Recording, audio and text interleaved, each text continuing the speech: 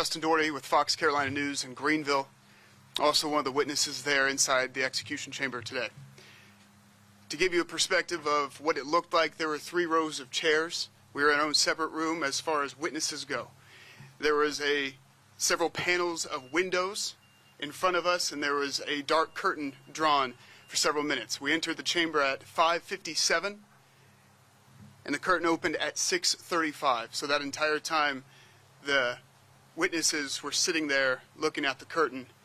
Several horizontal bars were in front of us between the inmate and the glass. The curtains were drawn at 6:35. Freddie Owens was laying in front of us horizontally.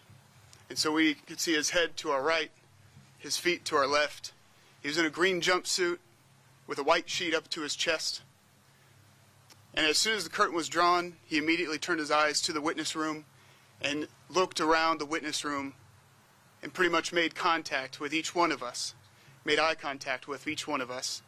And then his eyes drew back to his attorney, and he gave her a big smile. He looked at his attorney, mouthed several words. At 6:36, that's when they were able to proceed with the execution. From 6:36 to 6:37, he maintained eye contact with his attorney, who is seated directly in front of him. And so she was able to see directly at him. She also maintained that eye contact with him. He was mouthing several words, but you could hear him say bye. You could clearly hear him say bye to his attorney. They were making eye contact. He said bye. She responded, said bye.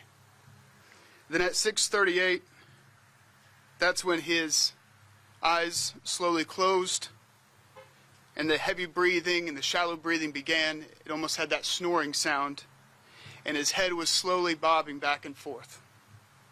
So from 6:38 to 6:42, that continued. The heavy, shallow breathing, the nodding of the head. And then at 6:42, there was no movement at all. From 6:42 to 6:49, there was no movement. Prison official walked over, examined Freddie Owens, nodded his head once, and walked back to his post off to the left. Then at 6:53, the physician walked in.